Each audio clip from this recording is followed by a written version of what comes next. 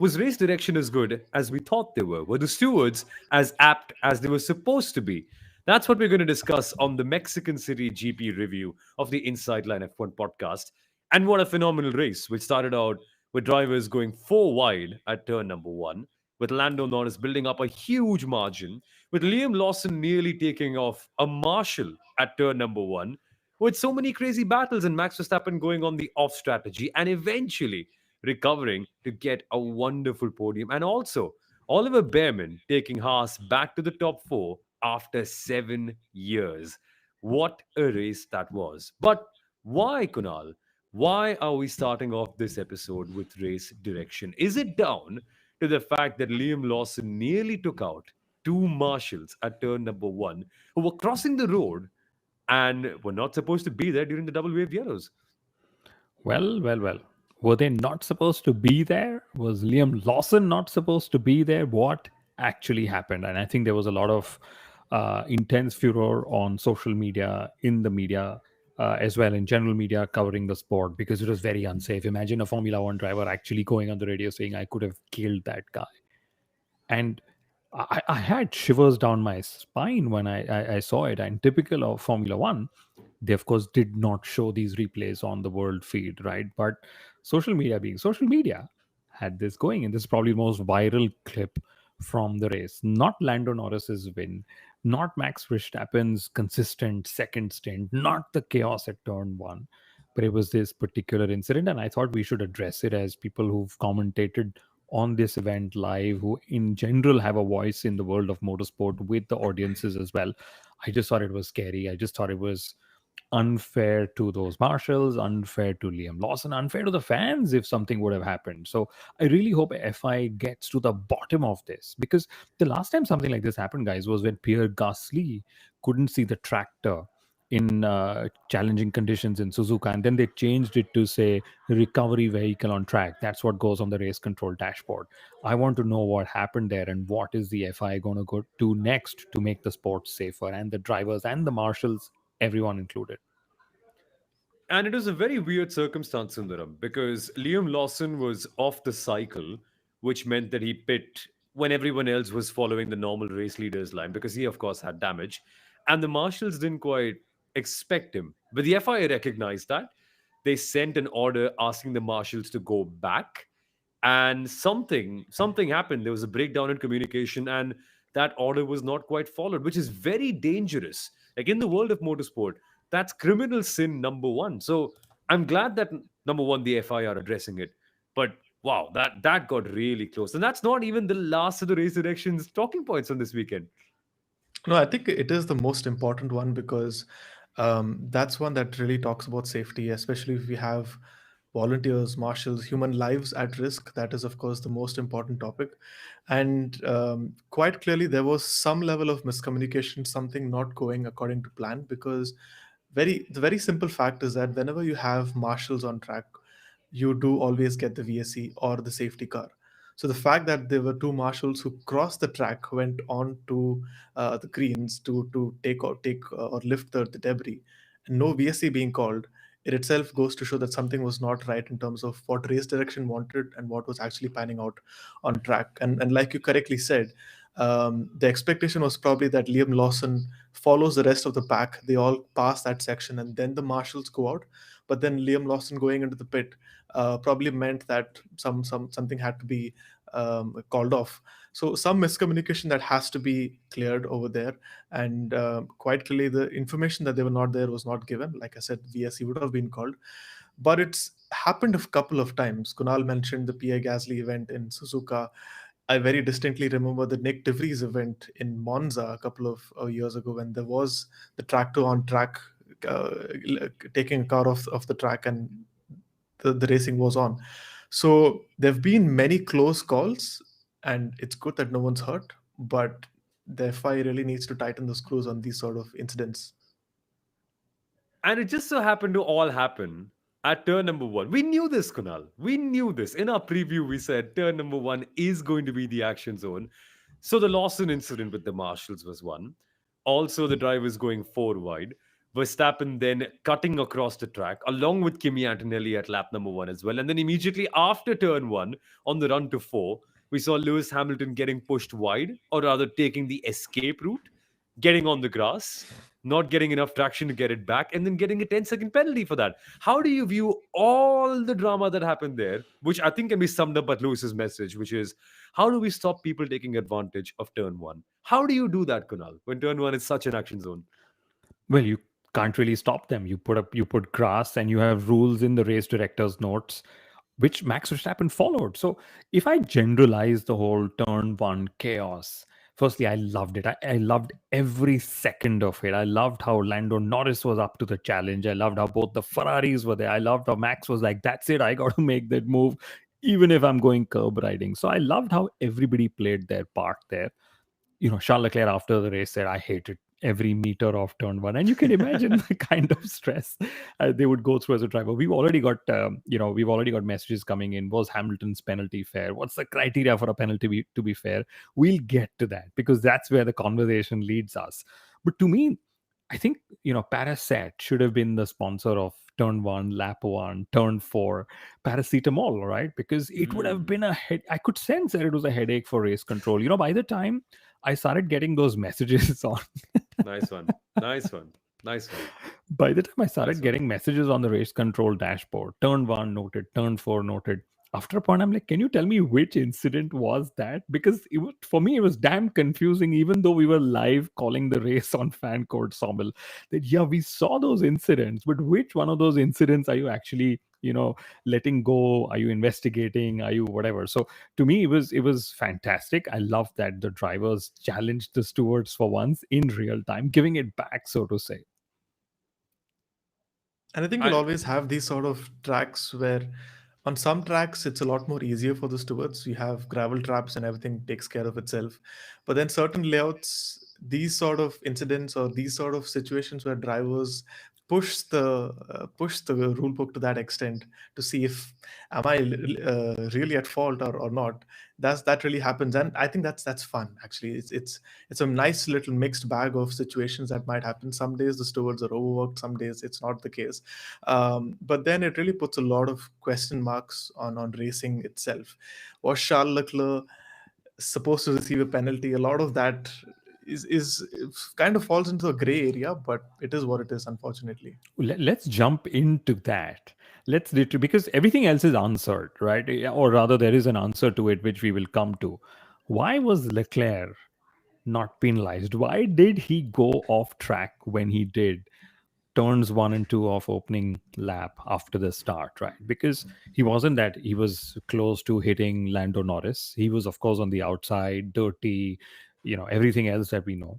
But he did not give the place back to Lewis, right? Because Lewis was ahead at the apex ish between turns one and two. If we were to just slow down those onboards, I would say. And crucially, why did Ferrari not tell Leclerc to give the position back? So Leclerc didn't give it back, nor did he discuss it. Ferrari didn't discuss it or tell him to give it back. And then the FIA did not even sort of note the incident or investigate it. Any clues, guys, that came up on social media? Not that I found anything about that, because quite clearly, I mean, I did look at the onboards, and at that at the apex, Leclerc was slightly ahead of Hamilton. So according to the rule book, you would say that Leclerc was supposed to be given space, and he went off track. And the fact is, Leclerc did have the space to come back, and he did have the time to come back. But if he done that, he would have definitely fallen behind Hamilton. So he took the easy route of cutting across the grass and then keeping that position, and giving at least one position back to, who was it, Norris, and he didn't Yeah. give it to Yeah. Lewis. So see, that's the exact situation where drivers really try and push or exploit this situation. They say, you know what, I was ahead of him at the apex. My front tire was in front of his mirror, so I do get that position, or I do get to battle for it. And they're really pushing it in that sense, and I think that's why he didn't get penalized for it. Teams should have, and they didn't as well. Team, Honestly, Go on, go on. Go ahead, go ahead. When you say team should have, I must remind you the last couple of races when Lewis has had post race penalties. Ricardo Adami, Lewis's race engineer, has announced the penalty before the FIA stewards have officially done that. Okay. So Ferrari should have just told him, give the place back to Lewis. Because when we consider Lewis's complaint, what was his complaint about? His complaint was about Leclerc, right? Because, who else went off? Max went off, and Max sort of let Lewis by at that point, right? So Lewis was basically saying what happened to those guys who went off at turn one and cheated. I think he also used that word on the radio, and he was blatantly talking of Leclerc. And I also believe maybe this was payback from Baku. I don't know, but that sounds silly, right? Because Baku was a different scenario. Here, Leclerc was clearly off the track. So, anyway, the point is Ferrari should have intervened, at least in my mind. And I think teams, at least at the very beginning, when the race is beginning, they have to be a little bit more cautious about this, because the fact that if you do receive a time penalty, you have to serve that in the pit stop, and then you tend to lose out more time than you would otherwise do if it was probably a penalty that was copped in the latter half, because then you're able to kind of extend the gap to those 5 or 10 seconds and still make ground from that. But when it's at the start, I think teams ideally should be a little bit more cautious then in that regard. Yes, in which case we have to go to the comments, because yes, we have spoken of Leclerc, but people are willing to know, was Lewis Hamilton's penalty fair, and what is the criteria for a penalty to be fair? And this is where I'm going to ask a very key question. Do you guys accurately remember what all was Lewis noted for, investigated for, exonerated for, and then penalized for?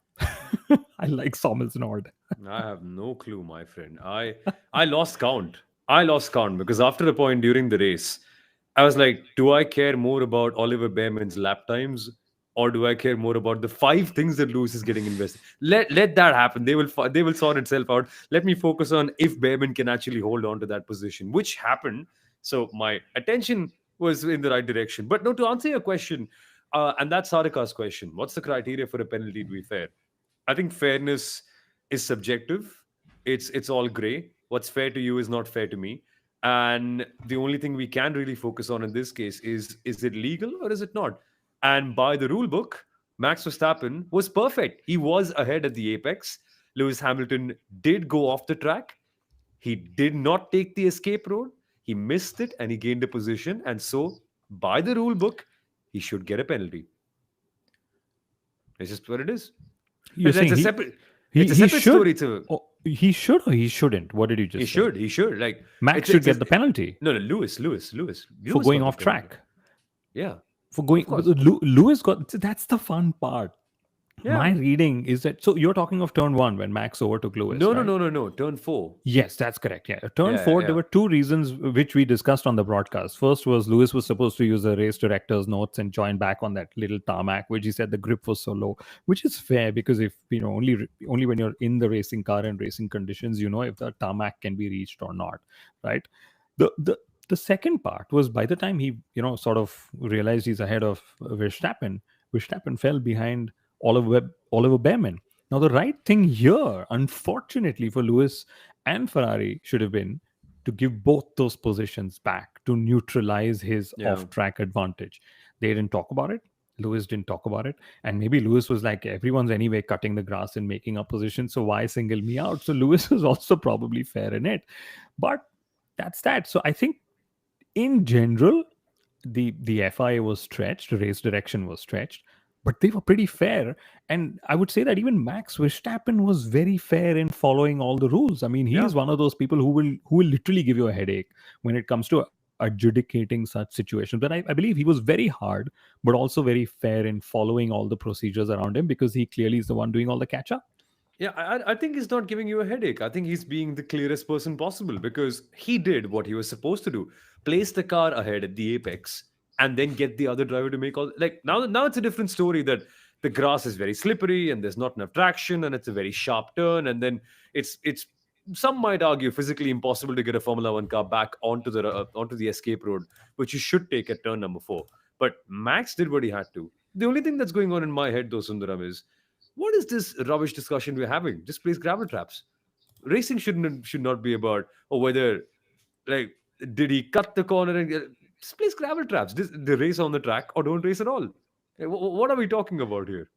I'm definitely a fan of gravel traps, more than tarmac or runoffs. I get it in certain situations, considering especially turn one. It's such a long dash to turn one. You really need to keep some level of leeway in terms of what's there. It shouldn't really cause so much of deceleration by that at such a quick rate that it leads to a safety issue. So I get why gravel traps are not there at the start of turn one, but then I thought it should probably be at the end of the grass. But then that would literally spray the gravel onto the track, and that would eventually lead to a safety car. But that's what it is. And see, the fact is that a lot of these drivers, Mexico for example, is such a beautiful track to show you how well the rule book, the drivers really know it. And Max is one of the smartest drivers. He exactly knows at this apex, I'm ahead of these drivers, so I'm entitled to room. And many of the drivers or many of the instances you'll see, if a driver's cutting a corner, he asks his race engineer, should I have to give that position back? And probably that conversation never happened between Lewis and his race engineer. But that's what really happens. It's a true test of knowing the rule book and exploiting it to the maximum. So cool. That was incredible to see. Max was just so good at that. And his drive at the end was phenomenal. We should get to that in a second. But comments, we need to take comments. And we want to take comments because all of you have been so actively engaging with us, even at this godforsaken hour, honestly. It's 1:08 on a Monday night. You guys shouldn't be here, but you are. But that's what we love about it. That's just an IST. With the majority of audiences coming in from Europe, this is 8:30 in the evening or Oh no, night. no, no! The world revolves around India, my friend. No, that old European notion that the center of the world, no, no, it doesn't work. It's the world revolves around India. It's late. Everyone's staying up late for us. That's how I'm going to look at it.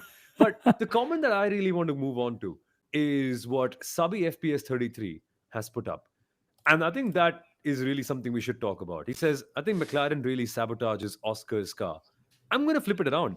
I'm going to say Lando Norris really delivered on a weekend where it mattered a lot. Like our title for this episode is the real Lando Norris back? What we saw Sundaram this weekend has to be Lando's strongest performance all season, given the context, given the situation, given the lack of grip available, given the competition, given the streak that Max is on, given the importance of scoring points. It's only fair that he got the win and now finds himself at the top of the World Championship by 1 point. Yeah, and it was a statement drive. I'd probably equate this win to probably his win in Australia, wet conditions. He was constantly being pressurized by Oscar through the race and difficult circumstances. But what that race did not have was the pressure of the championship. And the interesting thing that we're talking about Lando Norris is, a couple of days ago, I put up a poll on my social media and I asked who's winning this year's title. And majority of the people said Max, who was in third, or Oscar Piastri, who was leading the championship. Everyone conveniently forgot the man in the middle and the person who had a bigger chance of catching up to Oscar. So the person who had been forgotten had to come back and make a statement drive, and he did that straight away in qualifying. So on the final run, putting a time that is literally four tenths quicker than anyone else in itself puts you in a very good position for the race win. And as we have seen throughout the season, if you put your car on pole, I think majority of the work is done. All you really need to do is ensure that you lead the first lap, and then you have free air till the end of it. So Lando, in the context of the championship, like you rightly said, and looking at how many mistakes he had been making in the first half, it's about time that we saw or we received such a performance from Lando. So very well done from him this weekend. And actually, I'll just add one point, that it was not just from qualifying; it was all the way from FP2. He had 60 Yeah. minutes less in the car. He was on Yeah. the pace, and Lando shared a couple of good insights. He said after Singapore, when he wasn't able to qualify as well, he sat down with the team, and he told them a direction he doesn't want that car to go. So, given the whole context of championship positions between Verstappen and Piastri, all the pressure and everything, for Lando to pull off what I would call a Verstappen-esque race win was pretty timely. He finally leads the Drivers' World Championship, even if it is by 1 point, after giving it up in April this year after the Saudi Arabian Grand Prix. And he wins it on merit. He wins it on style. He was on a Saturday drive while everybody else was, sort of chasing things down. And, a couple of comments which I'm going to put up. Brood Insights is saying Verstappen's race pace was incredible. Lando was definitely more in sync with the car. Red Bull still looks seriously competitive. Do you think McLaren can pull it together? And this is where it goes back to what we spoke in the preview, right? That I believe Red Bull is still the quickest car, right? But it's all down to characteristics of the circuit. It's all down to temperature, all down to circuit, all down to even altitude. And I believe for McLaren, Andrea Stella made a very interesting comment post race. He said it was important for us to showcase that we are still the fastest car in Formula One, right? As the constructors champions, they don't want to be out developed. They don't want to be in a position where they're like, wait a minute, it's just not our car that's the quickest anymore. So I believe it was fantastic. I think it's great for the drivers' championship. Even though Lando's leading, Verstappen has now gotten 4 points closer to the McLaren drivers, which for us is brilliant, right? As fans of the sport. But we will take the comment about sabotaging Oscar's car, because what is happening to Oscar Piastri, right? And Oscar himself, for once, explained it. He's saying, I'm having to drive the car extremely differently in these low grip circuits. Andrea Stella said he's still learning how to tackle these low grip circuits.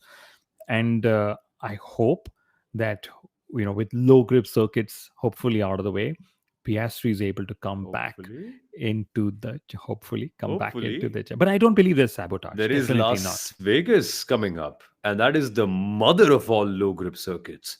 That is no grip. It's a no grip circuit instead of a low grip circuit. Which is where we should bring up Sadhna's comment. Sadhna asks, was it the car? Was it the circuit? Was it the strategy? Was it them papaya rules? Was it the teammates' bad day? I think it was a combination of all of it, because circuit characteristics don't just influence a car, they also influence a driver, as Kunal pointed out. Because Andrea Stella said after qualifying, Lando's the kind of driver who's great at low grip scenarios, where he'll be able to get on green, green, green sectors. Oscar is able to extract the maximum from high grip and use his talent there. Paraphrasing, but that's what he said, which is a fascinating piece of insight about their driving styles. Now, I'm not qualified enough to do an exact analysis as to what they're doing and what movements in their car lead to this being the consequence of it. But it's an interesting trend. And if it is indeed a trend that goes along, Sundaram, Las Vegas is going to be a tricky race for Oscar, which means that he's got to get a lot more from Brazil, from Qatar, and from Abu Dhabi.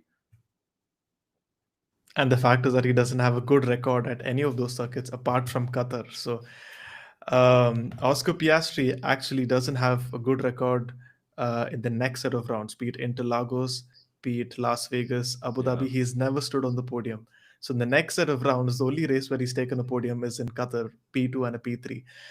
But I've read Stella's comment on this, and the fact that it kind of baffles me to some extent. I get why he's talking about low grip, and it's understandable around a track like Mexico, which is not used throughout the year. But even in the first half of the year, we've had several circuits that are low grip, and how has Piastri managed to do well around that is something that kind of baffles me.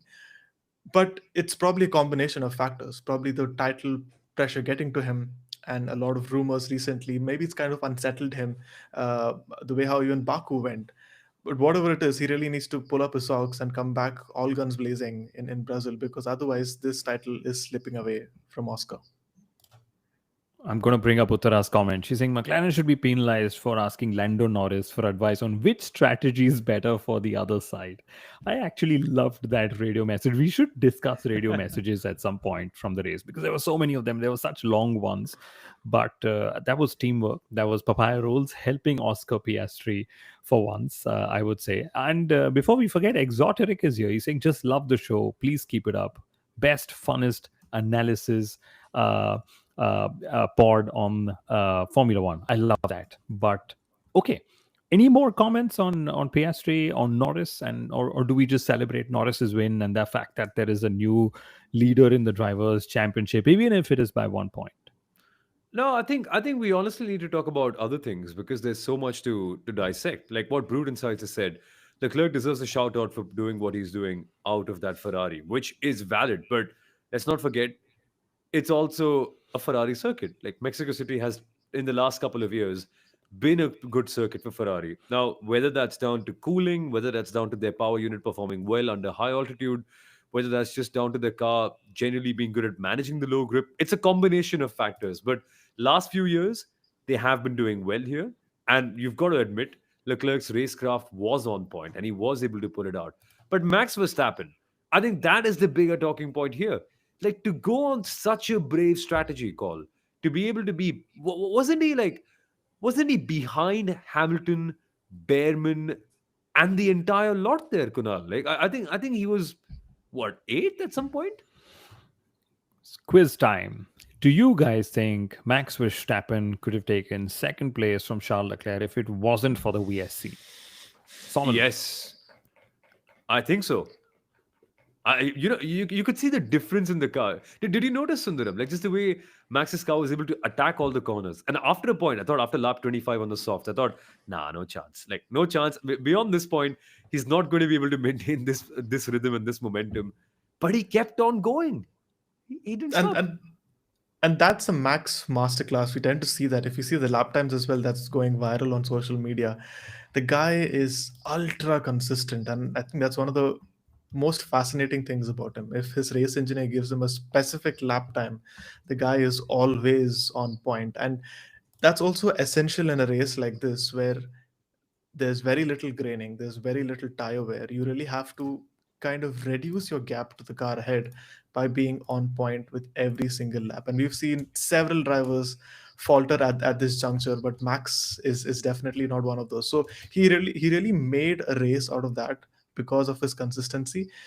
Could he have overtaken Charles if not for the VSC? I'm a little sold by Charles's racecraft, especially after Austin. So I'll say maybe Charles barely hangs on to it.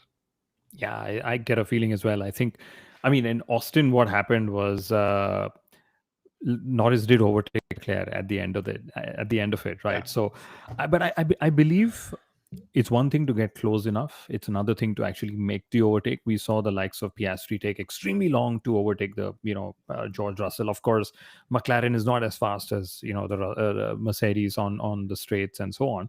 But I get a feeling he would have probably run out of the narrative would have been two more laps and Max would have been second had we not had the VSC in the end. But again, talking of that VSC, I'm glad that the FIA got out the VSC because there was a situation where the assumption was that Carlos Sainz's car was on fire.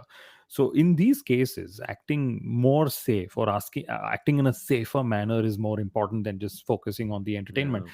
Krishna is here. Sorry to disappoint you. I was waiting for the live to start yesterday. It never did, but I was waiting for analysis anyway.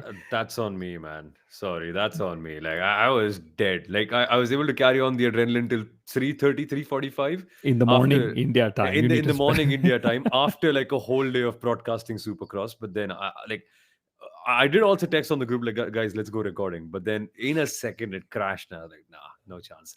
So we're here. We're here. Like we still soldier on. But I love the fact that you're here, Krishna. Yeah, Thank you. it's great, and I love that people are waiting for the live analysis. And I must say, Exactly. Soumil, you're not going to say it, so I'm going to say it for you. You had 3 broadcasts yesterday. You had the Indian Supercross League, then you were on Fan Code, and you were also going to be on Inside Line, and then you just realized at 3:30 in the morning we can take the Inside Line the next day because we know that fans also tune in on the Monday from all around the world. So I'm glad you waited, Krishna. Thank you for that. I mean, I could have done Inside Line yesterday had I not been called at 10 o'clock in the morning for a race that was about to begin at 6 p.m. in the evening. So those 4 hours in the heat that I spent there, I think that got to me in the end. But you're here, and that matters. Thank you, my friend. I love that. Yes. I have to say one thing before we move on from did we just move on from Norris? I can't remember. Yeah. Okay, I have to ask you. Remember Norris used to struggle with the starts. He used to get outgunned. He used to have slow. He used to have wheel spin. Yesterday, one of the starts, we have to mention something that is usually not a strength of his or is a weakness of his. Okay, he actually converted into a strength. So what did he do? He had a great launch. He realized he will get slipstreamed into turn 1 by Lewis Hamilton. So he backed off and he bunched the whole It was gang very up. good. And I think that's, of course, he is an intelligent driver, but for him to be able to pull off, for him to have worked on this weakness and made into a strength, which eventually got him that race win. Because what was everyone saying? Norris might not even lead after the end of lap one, but guess what? He did. Yeah, and it's a little interesting. I've been looking at social media today as well. For some reason, there's this whole legion of fans who don't really like Lando Norris. So I kind of understand why the negative perceptions are turning up around him. To be honest, I think Lando's still not perfected all of his starts. We've seen him kind of fumble from the very front as well. But yesterday was brilliant execution right until the end. It really was. Ganesh has a question. Go for it. Yeah. Yeah, Ganesh's question is: do you think everyone played it safe at turn number one? Had any of the top five taken a risk of a lunge at turn one at the start, maybe they could have held Norris for the win. Any of the top five? I think they did, my friend. I think they really did. I think everyone did. Everyone played their part, as Kunal said. But were they safe, or were you think they? Do you think they were aggressive, Soumil? Four wide into turn one. Can it be more aggressive than that? Is my only question. Exactly. I think they were very aggressive, and I think just to point out what Ganesha said, where was that lunge? The reason why that lunge couldn't come into turn one from anyone is because Lando Norris was controlling how the pack was going to chase him down. And did you guys actually hear the boos in Mexico for Lando Norris? Were there Yeah, boos? Yeah, there were boos there were boos. on the podium. So apparently, one of the Mexican media outlets ran a poll on on Lando and Oscar, and they said they were booing for Lando because a lot of people thought Lando should give 3 points back to Oscar for the papaya rules in Monza. Okay. And poor Lando, he was asked this question in the post race press conference. And I was like, okay, that's actually very bold because usually you never corner drivers in such scenarios, that happen on track. But okay, we should move on. What else have we got? Because we've spoken Lando, we've spoken Oscar, we've Bearman, Oliver Bearman, go for Sarika. it. Sarika has the comment of the day. Bearman deserves a shout out for what he is pulling out of a Haas. Guys, 7 years since Haas have been in the top four, over 150 odd races. Oliver Bearman has done it. He's gotten, and he's in fact taken Haas to their fourth double points of the season. This is such an incredible performance. And let's not lie, Sundaram. We were all waiting for him to get past. Like we were all waiting for that one moment where, sure, someone will finally outpace him and someone will finally pass him. But that moment never came. This guy, I think, has this performance actually has to be more impressive than Hajar at the Netherlands or Antonelli in Australia or the likes, because that composure, in spite of being attacked by so many greats, kudos.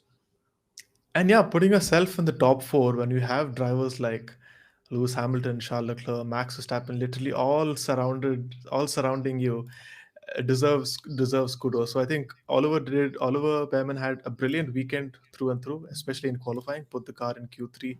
I think he's had a string of Q3s, three Q3s in a row, and this is how Formula One is as well. Often you'll have a kerfuffle at the front, and you'll have to make the best of that scenario. Try and put the car in that place where you don't damage it, and then manage to get a P3 or a P4. That's something which George Russell tends to do a lot. But he managed himself from there on. He was remaining in the podium positions until he had to cover off who was it, George Russell, for the second time. If not for that, Oliver was very surely standing on the podium. I had all my podium stats ready for him just in case if he had taken a P3. It did not happen. But to talk about Oliver Bearman's talent, I think we all noticed that when he filled in for Carlos Sainz in Saudi Arabia, he already pulled P7 or P6 last year, and he quite clearly has been one of the talents that was looking forward to this year, apart from Gabi Bortoleto. And I know he's had a little bit of a slump in between this season, but he's coming off incredibly well this season. I think he has 32 points here. He has more points than his more experienced teammate Esteban Ocon. And the one other fact which I want to talk about is that pit stop.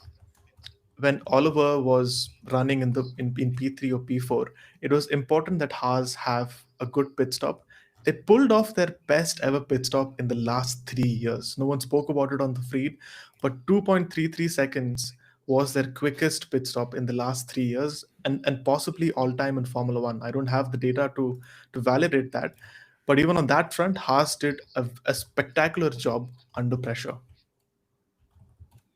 And I will commend the other rookie, Bortoleto, for pulling off what he did, because Sauber was actually facing power unit issues throughout the race. In fact, that's the reason why Nico Hulkenberg had a DNF. But Gabriel Bortoleto made his strategy work, pulled off those overtakes, and scored another point. Of course, the next race in Brazil is his home race as well, his first ever home race that's going to come. But quick comments that we'll take. Shitman 343. I don't know what that means. Is that Kimi Raikkonen? Okay, It's but as Hitman. S-Man. have we discussed Max and Charles were on the podium because of cutting corners on first lap? Yes. Yes, we have. Yes, we have. But we have to commend. Okay, question: do you think Max Verstappen was very bold or very bold into turn one, or do you think He was just Max. He was just Max. Is there any other driver who can do what he did into turn one on the curbs? No. On the medium tire. No. Yeah, that deserves a shout out. On the medium tire. In an 800-meter run down to turn one, Max Verstappen backed himself to be able to be as good as the other drivers on a tire that has such a big grip drop off. That is, I don't know if that's confidence, if that's guts, that's arrogance, whatever you label it as, Sundaram. That is crazy. That Max was Max, Yeah, says Brood Insights. and he managed to keep it out of the barriers because, like I said, he was on the mediums compared to everyone else's soft. So it does take a little bit more time to heat up and warm up. Despite that, he came very close to the barriers, and like I said, he probably knows that I can probably get away with probably locking up my tires because I know there's a vast runoff area which I can use as well, and that's what even a lot of drivers know. They can take these sort of risks at tracks like this and see where it takes them. If the others had a little bit of a bad start, say Leclerc or Hamilton, you would have seen Max Verstappen trying a pass on the outside, but didn't happen this time. But Max, I don't think he locked his tires up. I think No, he didn't. He didn't. He knew that, oh, I don't need to lock up. I'll just use the race director's notes, which I've sort of memorized before the race. And what he went over the curb, he brought on dirt onto the circuit, which eventually got Oscar Piastri to lose a couple of positions on the turn one of the opening lap as well. But that was Max. Max was being Max. What if Max Verstappen actually started on the soft tire? The soft tire was the main tire for the race. What if Max actually started on that soft? Do you believe he would have been able to get P2 a lot more easily? Because he would have been up there with the Ferraris, chasing and attacking them rather than defending them. What do you guys think? What do you think, Soumil? I love the silence. Honestly, I want to think more of George Russell. Like, No, wait. like No. We're like, if I'm being very Jo- honest. Max Verstappen thought that he was surprised everyone else was not on the medium, right? So he was thinking, Red Bull was thinking everyone's going to start on the medium. But imagine they ran the offset tire strategy through the race. I just have a feeling he would have been easy second if he just followed that, because they would have been on the prime tire for a longer part of the race. Of course, it's, could have, would have, should have. Agar magar ki But- dagar is what we like to call it in Hindi. Yes. If you know, you know. Okay, now we can go to George Russell, your other favorite driver after Carlos Sainz. And since Yeah. Sainz didn't really do much in the end. Okay, George Russell, are we talking of his radio rants? We have to, which made sense, by the way. Like as an enjoyer of drivers getting the best resources, I was very annoyed to see Mercedes take so much time to let George Russell pass Kimi Antonelli, who was evidently 2 seconds slower than George. Sorry, 2/10 slower than George. My apologies. While being in clean air. So imagine how much more time George could have taken off. Maybe he wouldn't have been passed by Oscar Piastri. Maybe he would have delayed him for even longer. I don't know. Maybe the whatever agar magar ki dagar, as we like to call it. But it was a little annoying to see that take so long. But the banter, Sundaram, the banter. This guy's a stand-up comic while driving at 300 kph. I absolutely love George Russell's radio messages. It's not just in this situation. He gives us a couple of these radio gold moments through every season. But his frustration was very valid. If he felt that he was quicker and if he had the tires to support him, he could have had a go at Oliver Bearman. And it probably takes me to the larger picture at Mercedes. Is George Russell really considered that number one driver? Is he really considered as the one that really have to protect and support? Because for some reason I try putting Max Verstappen into that car and I say that he would never have to be in a situation where he has to literally have to tell his team, I need my teammate out of the way because I need to have a shot at P3. So the number of times he's had to convince his teammate, his race engineer to let Antonelli pass felt like he doesn't get the credit that he deserves, is what I feel. He doesn't get the credit, yes, but I have the alternate view to you guys. I think by letting George through, they exposed Antonelli, and then Antonelli had the bad pit stop. And hence, Kimi Antonelli post race was very livid. He said we could have actually had P4 in the race today. So George Russell was sort of protecting Antonelli. And if they were anyway going to finish in the positions that they did because they didn't have the overall pace because of the conditions and I mean, it was a warmer, right? And what happens to Mercedes when it's warm? We all know that, right? So I get a feeling they could have just protected Antonelli, and maybe that could have changed the course of the race. But anyway, so that was that. And But didn't then Kimi have a long pit stop? He had a he had pretty the long pit stop. he had a long pit stop, yes, but he was eventually told, okay, you're on your own, because he was Yeah. he was let to be attacked upon by other people. But anyway, where do we go to? We are going to Brazil. We're going to McLaren. Can McLaren continue? That was one of the comments that came up earlier on in the show itself. What do you guys think? Can McLaren pull it together? They have pulled it together in Mexico. What do you guys anticipate could happen at Interlagos in Brazil? I think the track McLaren. decides, right? The track decides. It's Interlagos. The circuit picks its winner. And the That's a winner is?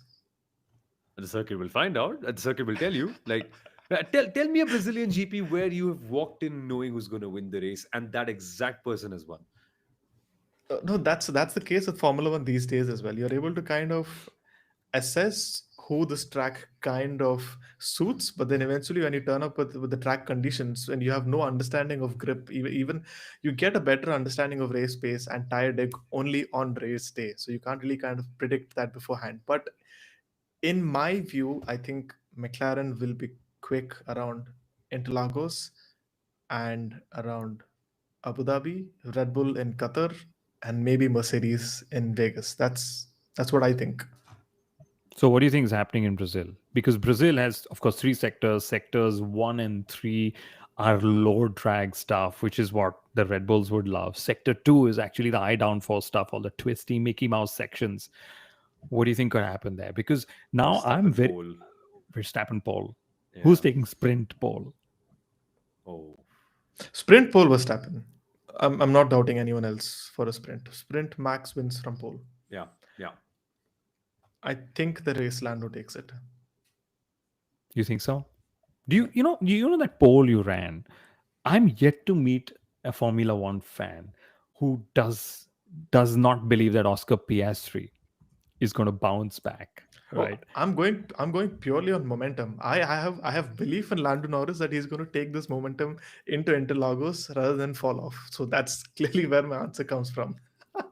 I get a feeling McLaren is not going to be the quickest car at Interlagos. I think Red Bull is going to be back, and it's like Soumil said, Interlagos chooses the winner, but Max also knows what's it like to sort of dominate when the car is right there, and I get a feeling Mercedes is going to be in it. I get a feeling even Ferrari is going to be in it. So it's no longer what we were thinking that 1, 2, 3 could be jumbled positions between Max, Lando, and Oscar. I have a feeling there will be other drivers in the mix. So this drivers' championship battle is still wide open with the 4 Grand Prix and 2 sprints remaining.